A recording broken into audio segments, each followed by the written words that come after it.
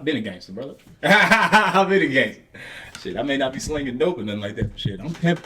I'm pimping. I actually liked her too. It's fucked up. It sucks. Damn. Only white women. On to white women. Yeah, bro. They're more pleasant. Way more pleasant. They're not looking for no father. You black hoes, like they looking for a daddy, bro. I'm not your dad. Shit is weird, man. Maybe. I'm going to white women. Maybe. It's just nice. But maybe they're looking for that because they don't got work.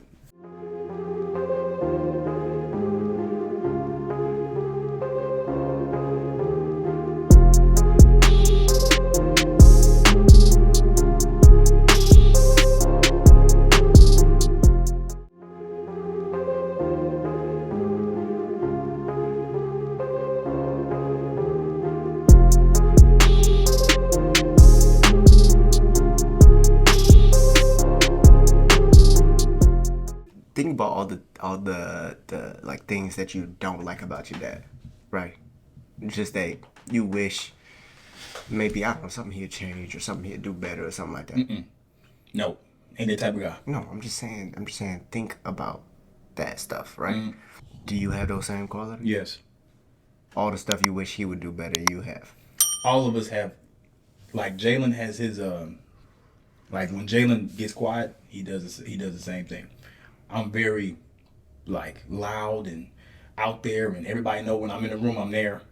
That's the same quality. Caleb, everybody has little features. That's on the surface quality though, bro. I'm talking about shit that maybe he says that you just don't agree with. There's not been one thing that your dad says that you don't. He's been right about everything. That's everything, bro. He told me young. He said, bro, I ain't gonna lie. You've been running hard. You better start enjoying yourself. It's gonna go by quick. That was when I was 10. I'm 24 years old. Yeah. Didn't enjoy shit. I didn't appreciate none of the shit I was doing. Like what? No, I was ass when I came to Douglas. I wasn't ass, but everybody thought I was lame as hell. Until I started getting some sacks. Now I'm weird, but you can't say shit. You can't say a motherfucking thing. Because you know I put these cleats on. I'm finna hoop. They can still say whatever they want. I was hooping and niggas still said shit. Shit. Bro, yeah, it's not too many niggas you know that can jump in the pool with shorts on and beat niggas that been swimming their whole life. Not too many niggas you know play baseball, don't practice at all, go hit some home runs. Then you go to the football field. You hit a home run before? What? Bro, I was hitting home runs on varsity. You know, like out the park? Nigga on top of school. I was him. Baseball was I was probably the best at any sport I played. I was better than baseball. That was my best sport. Football, I was alright. I was small. So why'd you choose to go to college in football? Too much money. Baseball, it costs. Football, you give me a jockstrap, I can hoop. So you had to pay less, I guess. Tournaments. To be full. Yeah, but you still had to go to like sport combine and that didn't cost. Shit was free. Only cost was just getting there. Did you ever go to Sound Mind, Sound Body? Yeah. With all that shit. That cost? Yeah, not as much as a baseball tournament in Florida. How much is a baseball tournament? Shit. Dog. And then you gotta pay for all the jerseys. When you play baseball, you can't just go to college being in high school. You have to be on select, elite, or premier teams. Select is big BS. Select teams is the same shit like football. Express. True. Bro, I didn't know about Express till I got here. Nick, bro, when I first got here. I didn't know about that shit till, yeah. Bro, Alfred. I saw you. When I first got here. Bro, I got here and I didn't have no friends and shit. And Nick, bro, I started kicking it with Nick because, during the parent-teacher conferences before the school start, you go to each class talking to teachers. Yeah. I saw him in my first period. I saw him in my second period. My third, the fourth. The nigga was in every period I had. So we just got cool. And he was like, bro, you play? Yeah. He was like, bro, you play football? I'm like, hell no. I play baseball and I swim. He's like, bro, you gotta stop that shit, bro. That shit lame. I'm like, nah, bro, I like this shit, bro. That's what I do. He's like, okay, let me show you some football shit. So he was like, bro, I got a friend named Ben. He played for the Express. I'm like, what is the Express? It's like a select football team. All right. He was like, I tried out. I didn't make it. But they were playing a game. He was like, let me take you. I said, Ben, let me go. Well, I saw CD play. I saw you and Alfred play. I saw everybody play. And I was like, damn, this nigga's cold. I'm cold too. I'm cold too. So when I saw Ben, I wanted to be better than him. But at that point, you never played football. Exactly. No, I played Little League, shit like that. I played okay, football. okay. Yeah, I played. Oh, Little yeah, League. okay, I that just was didn't just take not the shit that. serious. Right, Yeah, it was just when I'm not playing baseball, I gotta do something. Play football. That's how I got started. Trying to be better than Ben and Nick. Do you feel like you had that confidence going into it though? Because you said I'm cold too. Bro. You said you didn't take it seriously. How'd you No. know you were cold? Cold.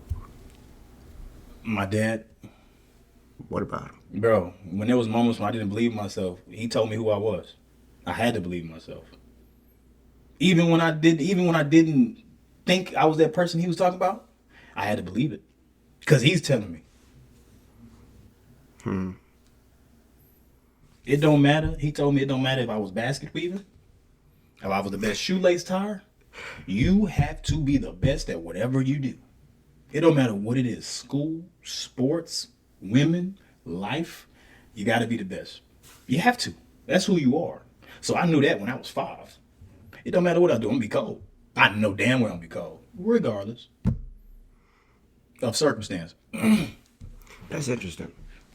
That's interesting because, but there was times where you didn't believe myself. You didn't have that confidence, and then your dad, like I guess, kind of instilled that in you, right? Like I know for me, I don't know where the confidence honestly came from. It might have just been delusion, to be honest, because I mean I remember wanting to. Like, the reason I wanted to play football, I mean, I wanted, NFL. Come on now, you want to be in the NFL and things like that, right? Started off, like, playing flag football, right? Going crazy, right? But, yeah, I don't know where my confidence came from, but I know that my confidence definitely, it fell when I got to high school. Because, it felt twice, right? So, throughout my time, like, playing football, because you don't start, like, in pads or whatever until 7th grade, unless you're doing, like, Little League. My mom never let me do Little League, right? Because dangerous. It is. Little kids knock each other out. Little kids getting CTE. That's been bad. That's been bad. The concussion at 10? Right, so my mom never... That's bad, bro. Do you know kids who got concussions? Bro, I've had 5, 6 concussions. At 10, though? I don't know ages, but I know I've had a couple. That's wild. I had a couple. Yeah, so my mom never let me do, like, Little League or whatever. Good job. I hated her, but yeah. But yeah, that was good. So, first time I ever played was, like, tackle football was 7th grade. That's when you got on Express. No. I didn't get to Express until after 8th grade year, I believe. You got to be cold to get on that team. Because you have to go after the school. It's a tryout. After the school year, right. Yeah, so, because 7th grade, I think I was on like B team, right? Yeah, I think I was on B team or I was on like A team bench. Me too, bro. I was on A team and never played, bro. I think I was on B team and then I got moved up to A team. Never bench. played. Never played. No, I hated Terrible. that shit, dog. Terrible. Oh, I hated that shit. 8th grade, it was almost the same thing. And I had this whole dilemma of which position I was going to play. I didn't know what position to play. I wanted to play running back. People say you're too small. Hell no. Ain't no damn running back. You tripping. Yeah, like getting hit? Yeah, you're wild. Yeah, you're wild. But I was juking people out their socks. Okay, you missed one understand? juke. Flag football, boy, I was going crazy. I'm telling you, bro. I'm telling you. But and I feel like that's the first moment where, like, it hit your confidence. You're not playing, right? And you're not playing, and you're also not playing at the positions you want to be playing, right? Because they'll force you into certain positions. I was an old lineman. Terrible. I give you credit, cause I quit after what they did to me in 7th grade. I quit. You kept going. I quit. After what they did. I didn't play in 8th grade. I gave up. I'm not finna sit. I'm not sitting watching nobody play. It's not my type of ordeal. I'm either getting active or... Right. Yeah. And then I feel like and then 8th grade, it was cool. I was able to play and stuff like that. I was at receiver. Then I played some corner as well. And then Express happened, right? That's after the 8th grade year. So select football team, you're with a whole bunch of cold people. Everybody. Whole bunch of cold people. Yeah. And while it's humbling, it's also like, well, I feel like now I'm a part of that group. You know what I mean? You a dog too. Seems like, right? You a dog too. So that's upping your confidence. And then freshman year of high school, upping your confidence, A-team, starting, whatever.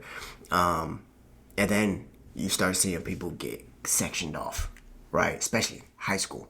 It's always your sophomore year. Yep, sophomore year. Sometimes it's freshman year. Like Ben was on varsity freshman year. Bro. Only one to ever do that. That's wild. Dog. But you have to be big for that. You had to be big for that. There's no other. I went to the game. He played Elkins. That's wild. Yeah. He played at Elkins. He played Elkins when he played. Mm-hmm. Yeah, the second time, I feel like, oh, well, okay. Yeah, so when you get to high school and then everything splits, everyone starts getting separated. The people who, it's very few people who get moved straight to varsity on sophomore year, right? Who get to play. One, has to do with size, but two, also, how cold are you, right? Can you be of help if we even need you? Sometimes you're going to ride the bench. Right. Sometimes they're just gonna put you up there and you're gonna ride the bench, and then eventually someone's gonna get hurt. It's football, and then you're gonna get your chance, right? Dog, you just told my story just now. You just told my story. Sophomore year, I played on Express, right? Select football. Sophomore year, I didn't get moved to varsity. They was telling me they was gonna put me on varsity, but it never happened, and I got angry. Right. I got angry. And I feel like that anger is kind of what motivated me in order to really grind. Like, one, I had my brothers to help because my brothers, they were like, bro, you say you want to be in the NFL. You say you want to do all this. They were there before me, right? They were doing all this. They were playing sports before me. You got to be willing to work. Like, you got to, I remember what they told me, like, when you are sleeping, someone else is working. Someone else is working, which is why, like, you gotta be that person working while other people are sleeping, right? So that's, I feel like, what kind of instilled my work ethic, because that's always been in my mind. Like, okay, I need to be doing something right now. Like, I'm twitching, right? And I feel like then me grinding, me putting in hours after, like, seeing people leave, they're talking or whatever after practice, and we're about to leave, you want to go to Subway, you want to go to Shipley? Nah, I'm about to hoop. Nah, I'm in the trenches. I'm on that grass field. I'm in the mud, in the rain, whatever. Even if it's just playing catch, I'm doing something that's just gonna get me better, right? And I feel like that's from that dip in confidence and from not making varsity, people talking shit, people always looking down on you or whatever. That's where my second kind of thing of confidence, the second wave of confidence came from.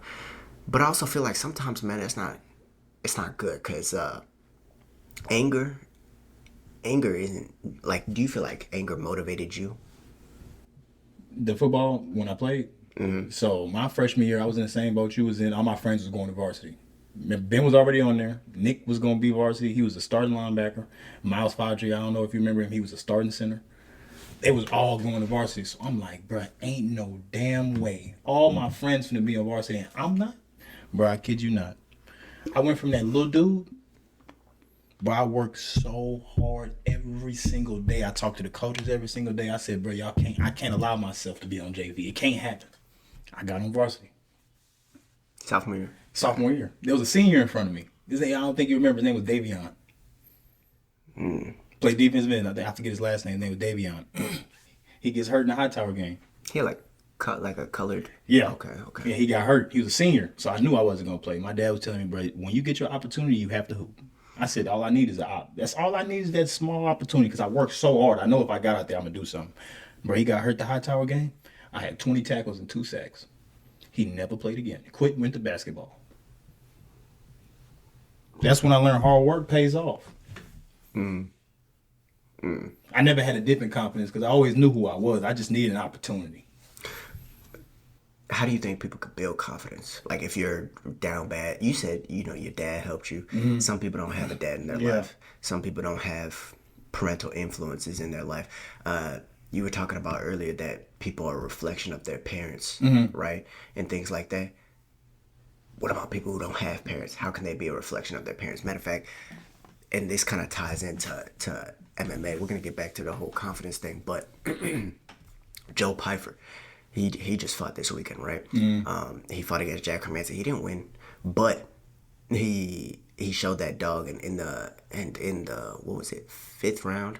Yeah, going into the 5th round, it's 2-2. You know, one person's gonna come out the winner, right? Yeah. To fight. Joe Pyfer was, or in his corner, his cornerman, they weren't saying all the right things, but they said one thing that I agree with, which is your dad wants to see you lose. Your dad wants to see, because I don't know if you know his story or not, but he went on a Joe Rogan podcast. He was talking about it, and pretty much the gist of it is, when he was younger, right, his parents, they ended up getting a divorce, and he actually testified against his mom that he never wanted to see her again, right? At this time, obviously I don't know the full story, but at this time, you know, he felt like his mom didn't love him. He kind of felt like his dad didn't really love him either, but his dad's the one who got him into wrestling, boxing, jiu-jitsu, all you know, martial arts, and he wanted to keep doing that, you know? That's where he felt like his safe space was. And so he testified against his mom. He never wanted to see her again. Dang. So he ended up going with his dad off the split, but his dad was abusive. And so... That's okay. No, but he was abusive. Like, he talked about it to where, like, his dad used to, like, literally beat him so bad. Like, he would curl up. And like his dad would be like kicking his teeth in and things like that. Like he had to get like multiple, you know what crowns are? Yeah. On your teeth. He had to get crowns because his teeth were cracking and things like that. And like he would curl up and his dad would, mind you, a guy who trains in martial arts, boxing, all that, his dad would be like throwing uppercuts because that's how intent he was on like getting him or whatever, just beating him, right? And then like he would come like pleading to his dad, talking about like you know, like, why don't you love me and things like this. And you know, I have, like, there's something wrong. Like he didn't understand his emotions, so he was talking about anxiety, but he was talking about there's something in, like, I have a hole in my chest, I have a hole in my heart, and you know, something's wrong. And his dad's response was like just shut the fuck up, like kill yourself. And if you, and it was just pretty much that was like his response, like no remorse, no love shown.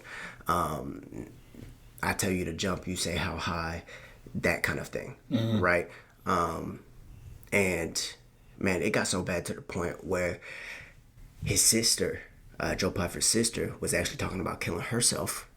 And bro, in the realm of martial arts, you see a lot of that's also like why I'm talking about this, because you know, this is a martial arts podcast, and a lot of people who get into martial arts is because of things like this, you know, trouble at home, or you know, a lot of them, they've thought about killing themselves, right? They've had these mental issues, right? And anyway, so she was talking about killing herself because she felt like her dad didn't love her. And his response to that, first he was like confused, because like, oh man, I can't believe she would say that. She like said this like at school or something one day. And then when he gets home, he tries to strangle her, his own daughter, for saying that he didn't love her. Could you imagine?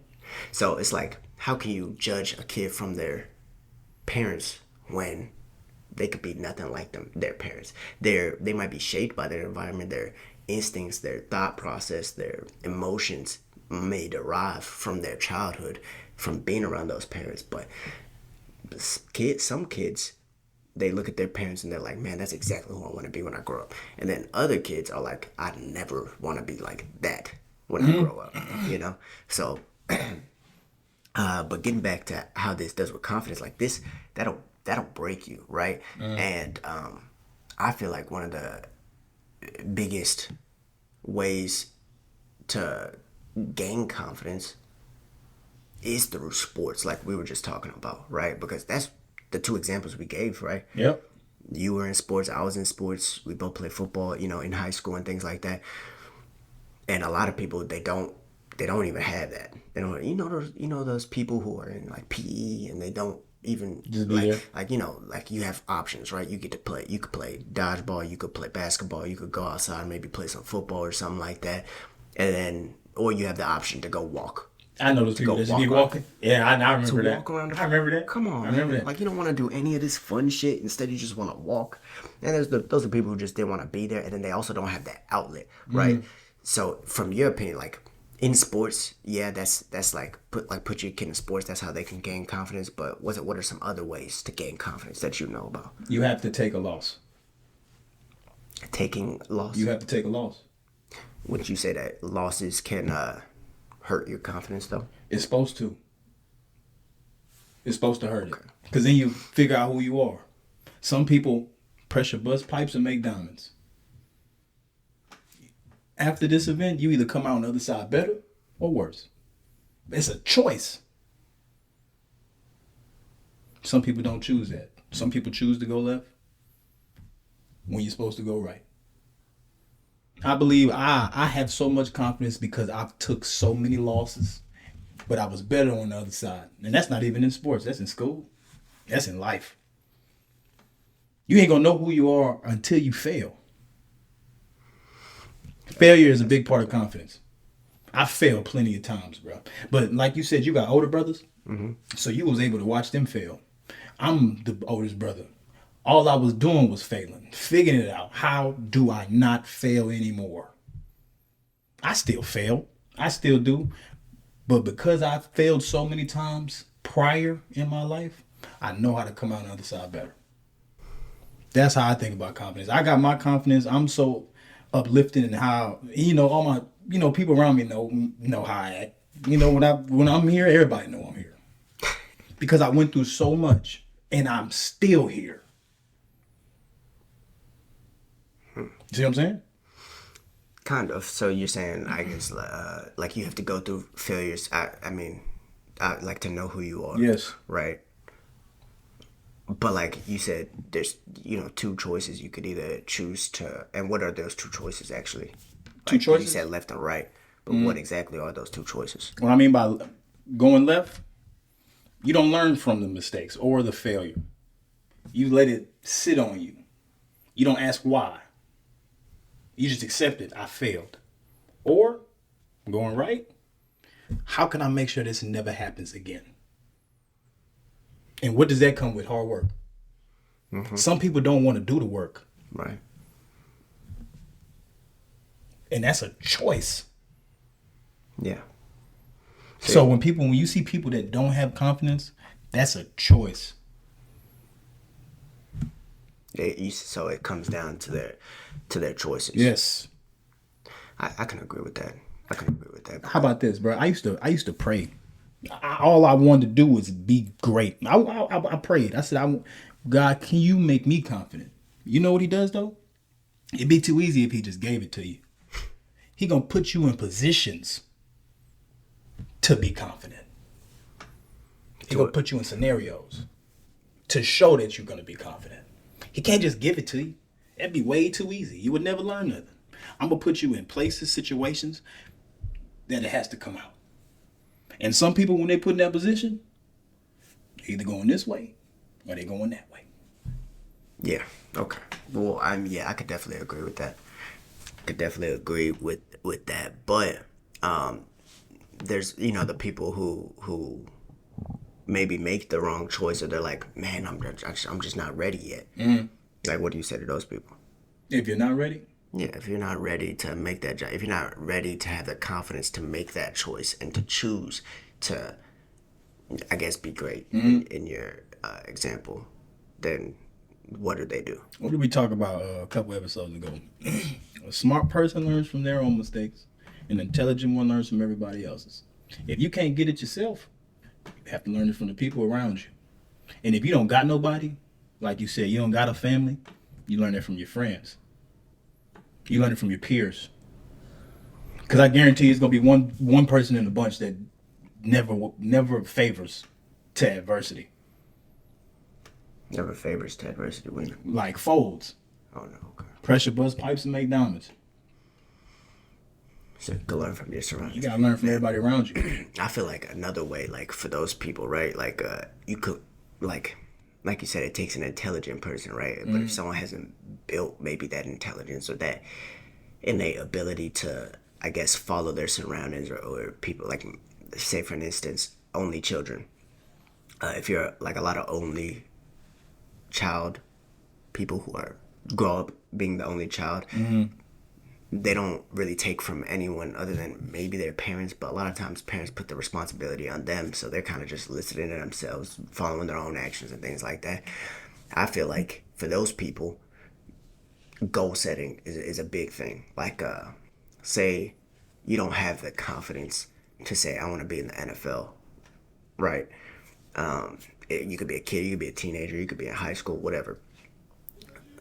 But saying that maybe I don't have the confidence to say I want to be in the NFL.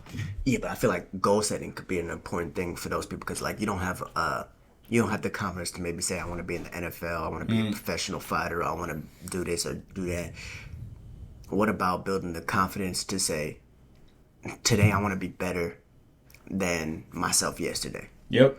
Today I wanna do more than I did yesterday. If yesterday I was feeling shitty about myself, maybe today I'm gonna find reasons to look at myself in a better light. And if I can't find that for myself, I can't imagine a reason why I would like myself.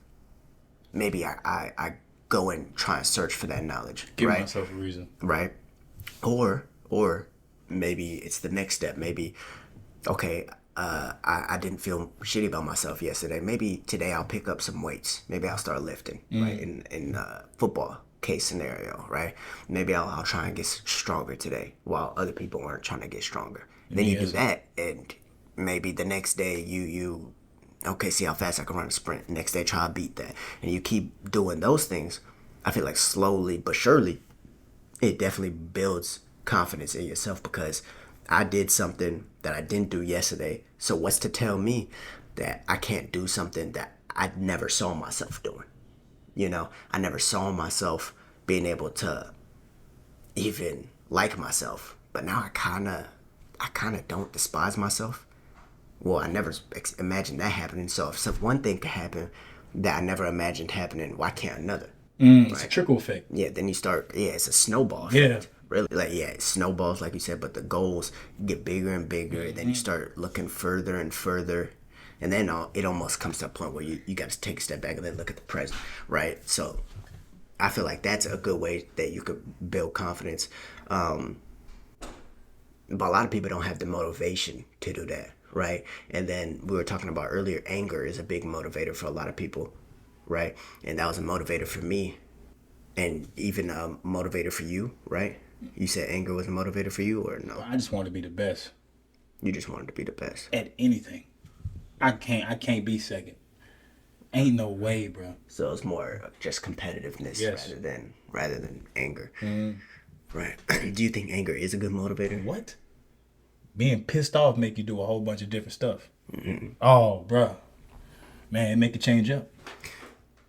And I think that it is a good motivator too. But I think actually I just read this quote yesterday from the Daily Stoic talking about anger, and talking about how it is a good motivator, but it's like short-sighted. Matter of fact, let me just pull this up.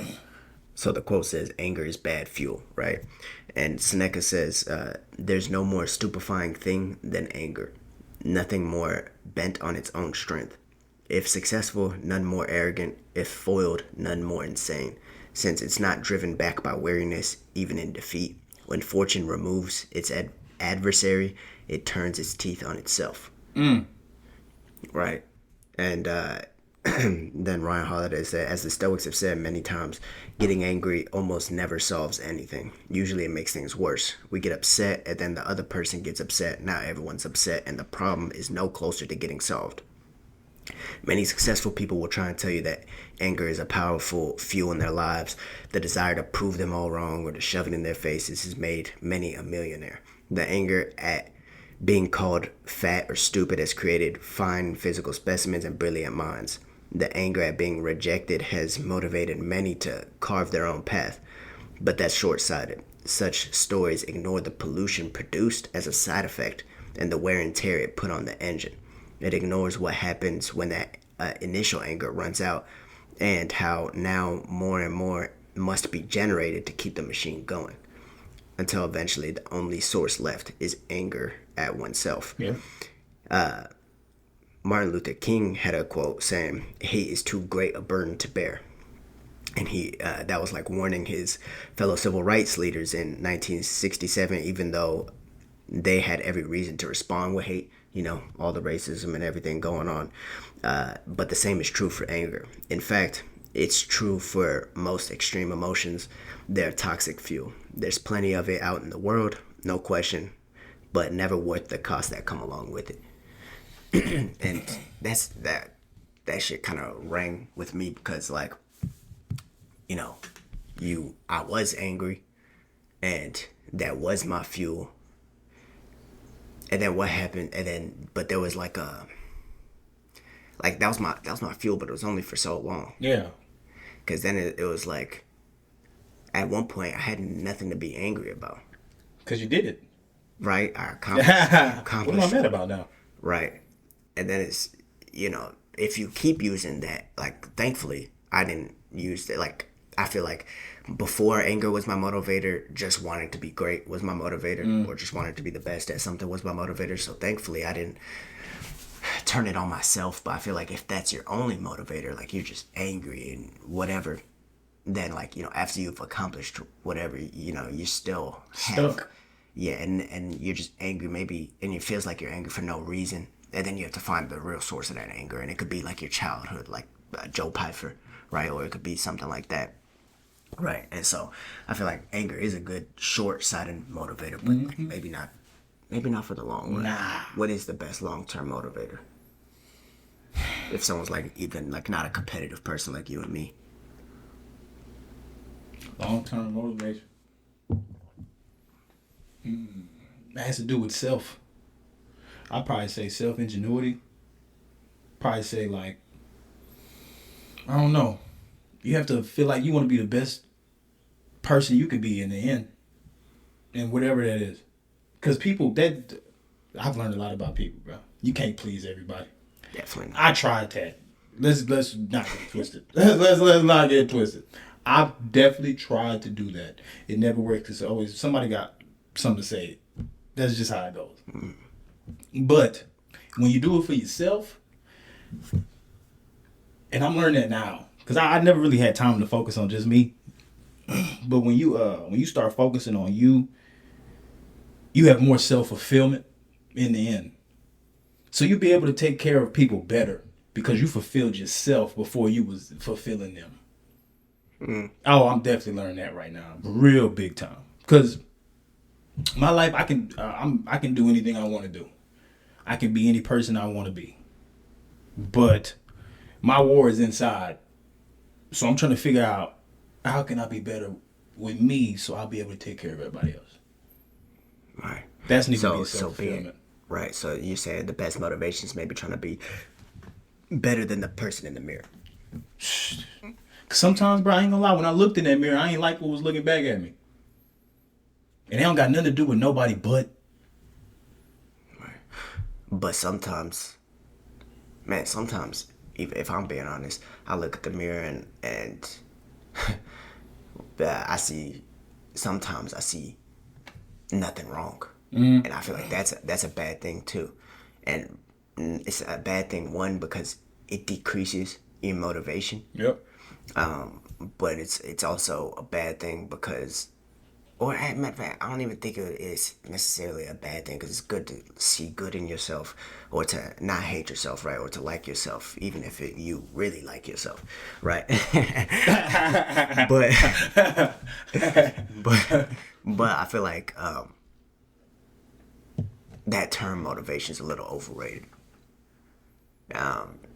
There's a lot more things than motivation that you're going to need in order to become successful. Yes. Right? There's discipline, there's humility, there's gratitude, all of these different things that help you to be successful. But like confidence, I feel like motivation is also a snowball effect because you're not always going to feel motivated. And when you're not motivated, you have to be disciplined.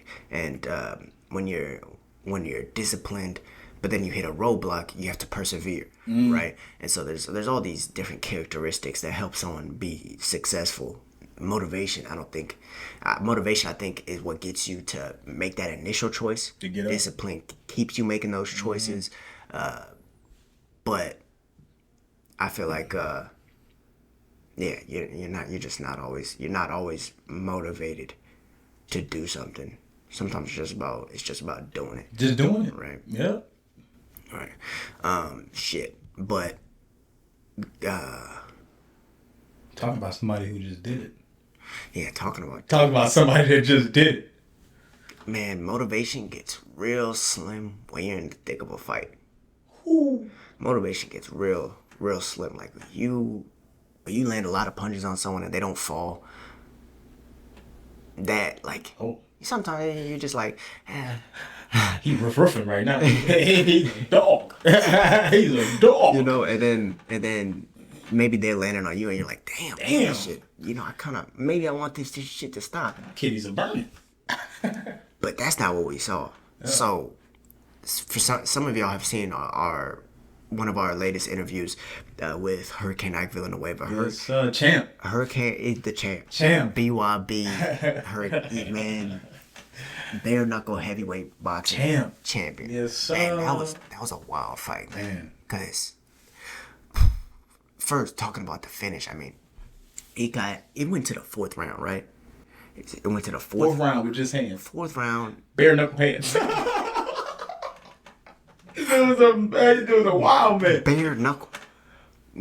There was some fights that were stopped from cuts. They weren't gonna stop that one. No, they was hitting. They were. Oh, they was hitting. They was hitting Kimbo Slice in the backyard, but it was hitting. I'm like, damn. But it was. I feel like Ike had control of it the whole time. Mm-hmm.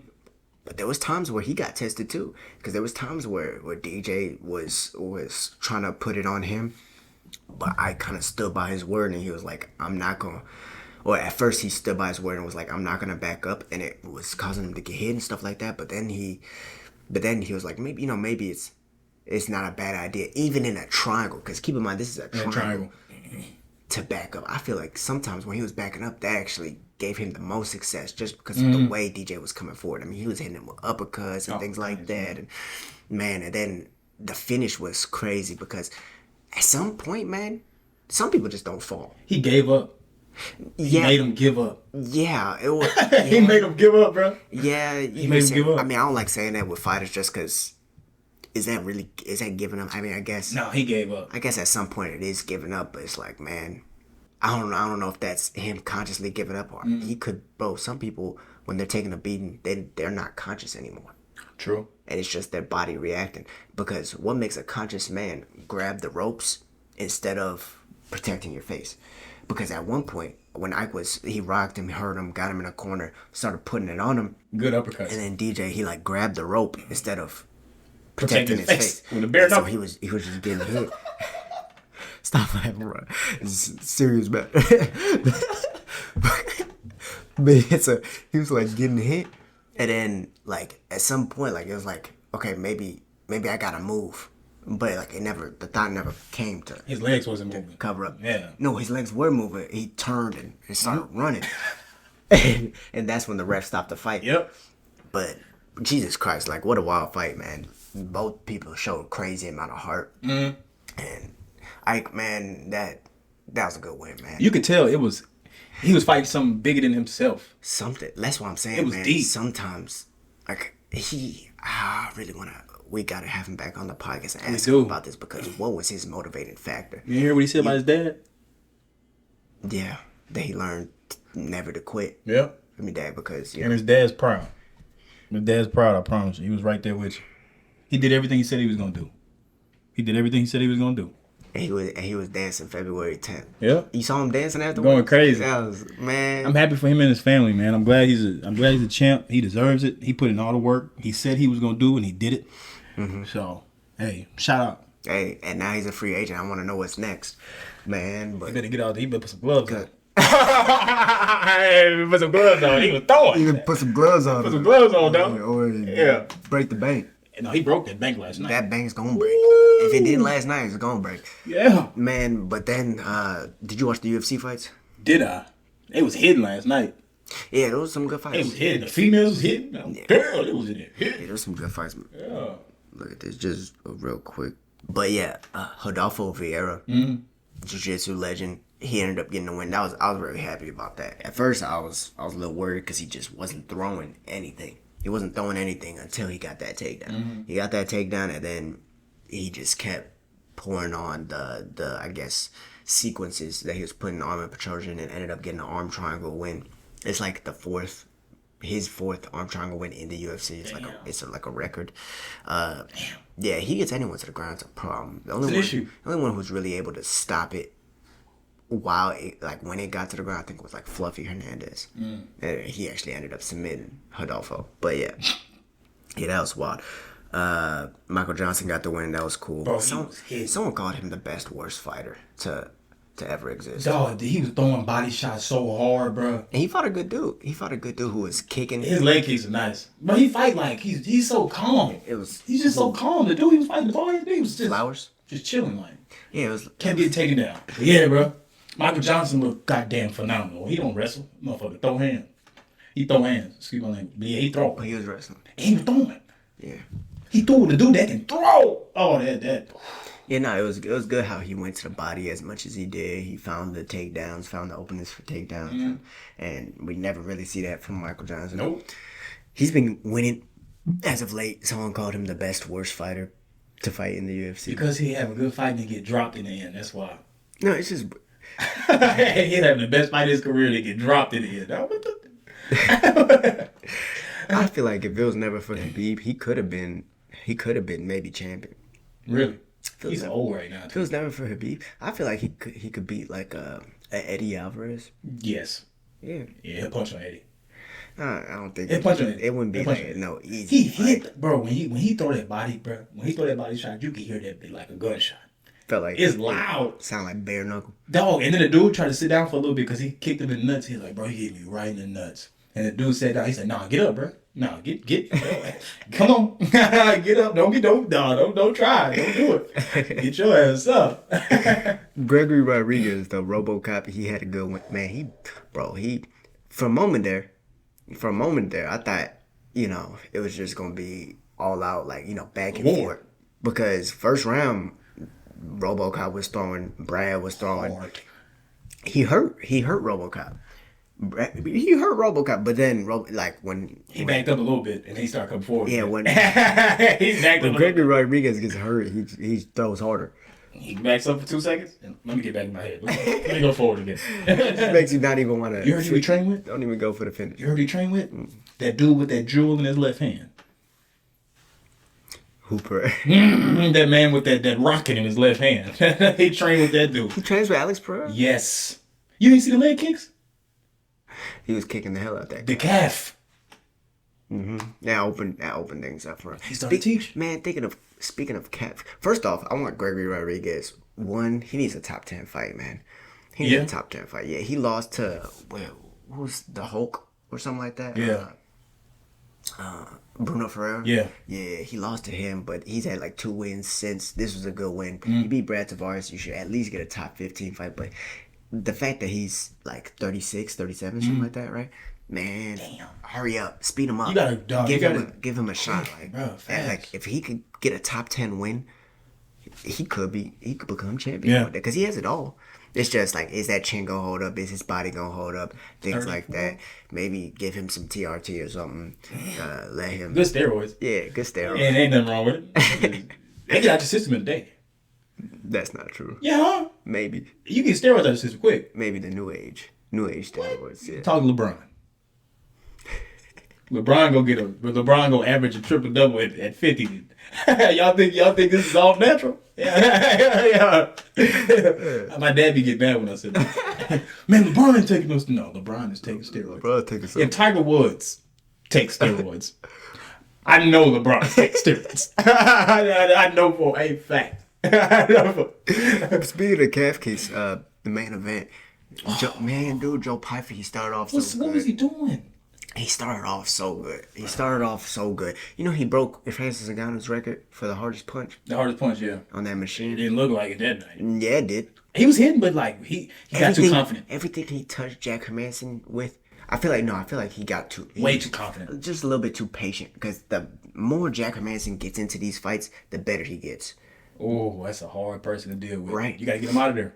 Exactly. This is the first time he fought like a real like top 10 vet. Like he fought Gerald Meerschaert, but Meerschaert doesn't have the best chin, right? And he's a submission artist. He doesn't have the best striking either. He fought Abdul Razak Al Hassan, who has decent striking, but not really a ground game. Jack Hermansson pretty much has everything, right? And then, man, he was touching Jack early. Like it seemed like with everything he hit him with clean. Wow, so I don't doubt the power. He has the power. We know he has the power. One thing about power punchers, you take away their lead leg. That's exactly what he did. As time went on, Jack Hermansson kept eating at that calf. Oh, he couldn't walk. Man, that was tough. That was a tough one to watch. He couldn't walk. Yeah, that fight pissed me off because Pyfer he was acting out in the beginning because he was wobbling, so he was taunting them and stuff like that, and then end up losing at the end. Well, shout out to Top 10, bro, because he stayed composed the entire fight. Yeah, shout out to Jack. Yeah, bro, he looked good. Towards the end, bro, he took him down. He won the last 3 rounds, and that's a vet move. That's a vet move. Do it on one leg, take him down, couldn't get up. Bet. That's what you do. Yeah. So that was a good win. Stiff win. Yeah, that was definitely a good win. I feel like everyone's kind of just waiting on. You missed one fight. What? The 2 teammates. Old lady had a baby the same night. Oh, Dan Ige and Andre Fili. Yeah. Damn. He had to knock his friend out. And landed one afterwards. That's kind of some... No, I ain't gonna lie. We fight outside. Like, let's say we get mad, bro. We get mad, man. We duke it out. You drop me? Okay, he dropped me as bro. It's cool. Man, you hit me. You stomped me on the ground one time, bro. What's up? So not only did we fight, but you hate me. Oh, okay. When we get back in the gym, you finna see me. You finna see me on everything. No, but it's crazy. It's crazy because that's fucked up. No, it's not even crazy, bro. That's fucked up. No, not just that, but like it's crazy the difference between training and fighting, because Dan said afterwards that, man, like he really likes this win because Andre Fili touches him up in training. He said that, but man, when you're in a fight, it's not the same. Things are just different. One, things are just different, but two, it's also about just who does better on that night. It's not always the best fighter who wins. How do you have training camp in the same gym if you have to fight each other? Do you go to different gym? I don't think I'll ever fight a teammate, bro. It's just. Do you go to different gym? It just depends. Usually maybe that'll happen at bigger gyms. That'll happen because they're the teammates aren't as close. But I feel like if you're in the trenches with someone, you're not fighting bro them. You're cornering them. That's fucked up, bro. You're giving them advice. You're talking about life and shit. You meet their kids and things like that. Bro, Kamaru Usman, when he fought Gilbert Burns, bro, their kids used to they went to each other's kids' birthday parties, bro. I wouldn't do it. I don't care how much money you give me. That's selling my soul. It's bro. But man, there's only one belt, right?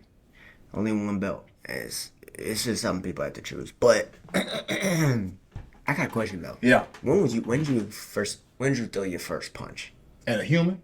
As a human, because you got into training, but this was obviously everyone throws their first punch before they train. Not everyone. Some people throw their first punch before they even get into training martial arts, right? And when you're training martial arts, you're throwing punches for different intents and reasons. But when did you throw your first punch? Man, so when I lived in Detroit, for some odd reason, the kids that pick on Jalen be the biggest kids in the school. I don't know what it is, bro. It's just I don't know. Jalen, for reference, is your little brother. My little brother. It'd be the biggest dudes for some reason, and they was in the same grade. This dude was huge. He was bigger than me. So Jalen came to me crying, saying, "Man, this dude picking on me." So we had a volleyball game. We had a family volleyball game, bro. And I see the kid, and I'm like, "Bro, I'm gonna punch you when I see you after this, bro. Like when we go back to school, I'm gonna hit you. Told him? Yeah, I'm gonna hit you, bro. You mess with my brother, I'm gonna hit you. Man, you ain't finna hit nothing. Okay, all right. The next time I see you, bro, I'm gonna hit you. He didn't believe me. I told his dad too. They laughing like this is a joke. I'm not playing. We got back to school. That was a Sunday. We got back to school that next Monday. Walked in the hallway. You was finna hit me, huh? Yeah, I was. Punch him. He didn't expect. I don't know why he didn't expect me to hit him. When I hit him, he hit one of these. He hit the name. He hit one. He hit one of them. Everybody's like, oh, so I ran. This is a big dude. I ran outside. Jalen saw it though. Jalen was going to class, so he saw it. So I was like, "Damn, we good." So I ran outside. So I wanted everybody to see it. I ran outside. He tried to hit me. I missed. I ducked it, and I hit him again. That's when he fell to his knees. That was the first time I hit somebody. It was over then? Over little bro, yeah. No, that's when it was over. He was crying. Yeah, the teacher started breaking it up. Yeah. I dubbed though. I dubbed for sure. Dubbed. Okay, so first time. So I was 7. 7? 7. God damn. But you're not finna hit my little brother though. Well, I don't remember what age I was when I first threw my first punch. Definitely a more embarrassing story than that. But I remember when I threw my first punch, I was mad as shit, man. I was mad. Wow, I forgot what it was over though. You just when you have brothers, bro, you just be mad sometimes. Especially like, the youngest. You get mad so many, and you can't do nothing. Yeah, so, you the youngest. I know how it goes. I was mad over something. I don't remember, but my brother. It was right. So it was me and my oldest brother Nick, and it happened, or it started, or whatever. It happened in the living room. But he was gonna shower, and the shower was in my mom's room, right? So he walked into my mom's room. I was so mad though, and so I came or whatever because we were arguing about something. Yeah. And I was so mad that he had braces at the time, and I was so mad that I was just like I'm about to punch him. I'm gonna hit him. I never threw a punch in my life, but I'm about to punch him. And when I punched him, he smiled. Oh, he smiled. And so I punched him, but I punched him square in the teeth and fucked my hand up. Like my hand, I don't know. I don't think it got caught, but it definitely just got scraped in there from the braces or whatever. Right in front of my mom. She was mad as shit, but he smiled or whatever. And I think it might have hurt him. Maybe I was a real small kid at the time. Yeah. I think maybe it might have hurt him, but once he saw that I was more hurt from it. It was funny. Yeah. You lucky you got a good brother. Yeah. I would have stomped you out. Caleb, yeah. I would have killed me back, bro. Man, I would have. Man, you put me in my lip. That's crazy. Yeah, you about to get stomped out. I must have been spoiled. You got some good brothers. yeah. I must have been spoiled. You got some good brothers. Do you think steroids help you with fighting? Shit, no. Do you think steroids make you a better fighter? Hell no. You recover faster. You big and bulky, all swole. Talk to Connor in that big ass head. Let's see how good he come out when he fight. You see it taking a minute, huh? But it doesn't make you a better fighter, though. No, it makes you recover fast. Not a better fighter, though. This ain't the type of sport steroids is. Steroids is not to be better in this. Steroids is to fight more. If you want to be seen more, you most likely be on some steroids because you're going to get hurt. Dog, you think these dudes be cutting half their cheek off to make weight? Like Nate Diaz said. Yeah, everybody on steroids. They're all on steroids. Right? They want to fight. I can agree with you on that. I don't think it makes you a better fighter. I mean, you hear everyone say, right, fighting is 90% mental, 10% physical. Yeah. Right, like, you can have physical specimens like a Yoel Romero. Ngannou. Francis Ngannou. Well, like, what happened to Francis Ngannou when he ran into Stipe the first time? He had all the physical attributes, but it was the mental. He got tired. You know, he used his energy inefficiently. You know, it's all mental. Unless you're on EPO, that shit's crazy. EPO increases your stamina. I feel like. What kind of drug? Yeah. This is the super secret serum. This is what Captain America had. That's what TJ Dillashaw tried to use against, or what he did use. I feel like it affects something though. I heard you do them steroids, your man parts start up. You get certain steroids, right? I don't think I want it. Yeah, like your testicles start shrinking. The devil is a lie. Nope. You ain't finna turn me into a woman. EPO though, there's no reverse. I don't think that. I mean, I'm sure there's something. Just like that in UFC. But another thing that they were that like came to my mind. Bo Nickel, he actually talked about this. He was like, that even if someone is on steroids, they're not gonna beat me, because the fact, like, it's a mental thing, like 90%, 10%, right? That the fact that they feel like they have to take these steroids, I never had to do that. And whoop somebody else. I never felt like I had to do that. The fact that you have to, that's showing me weakness already. Mentally. Yeah, it's showing me that you're mentally weak, or that, you know, there's a difference between me and you. There's a point where you're going to stop and take the easy way out. What about John Jones? Oh, damn. When you have steroids and Hermansson or something, that's... Yeah. I don't know. That's a different fight. fight. That's a scary guy. That's a scary dude. That dude is wild. He about to kick my damn head off. That is a scary guy. That's a scary guy, dog. And he mean, too. I'm not fighting this dude. You see what happened to DC? DC was in there. Looking like a dolphin. Oh, my goodness. God. Yeah, it depends. Yeah, I mean, and then, but there's also, like, there's another mental aspect of it, like, yeah, but then you look at those examples, like, Yoel Romero and Robert Whitaker. Yoel was on steroids? allegedly. He's strong. But he's just a physical specimen, strong mind. Bald-headed. But Robert Whitaker was still able to get it done. You know what I mean? Still able to get it done. So I don't think it makes you a better fighter. I don't think it makes you a worse fighter. I just think, like, maybe, should it be allowed? Maybe for recovery. But, yeah, I feel like there's gray lines everywhere. At the end of the day, it's fighting, and in the amateurs, there's people going to be on steroids and on cocaine. I mean... Cocaine is nuts. Man, dude, I've heard people fighting off cocaine, yeah. And, like, the ref takes you off, but they keep going. Yeah, people do crazy shit, bro. People do wild. You ain't feeling no pain off that cocaine. Yeah. That cocaine. But, no pain. I don't even know what steroids look like. I don't know who sells them either. Who's the plug? I'm talking about doing steroids, maybe if I have to fight bare knuckle. Like, I have to for some reason. I'm gonna do that counter shit, get my bones strong. Walrus bone. So that this thing don't break. You got a big ass head. Cause you look at them after all those fights, that shit's swollen. Yeah. Swelled up. Swollen. That's crazy. Oh no. Yeah, but I feel like this is a good episode, bro. Man. This is 29? 29. Episode 29. Man. The Will versus the Way. We got a lot out too. Yeah, on a new channel too. So still.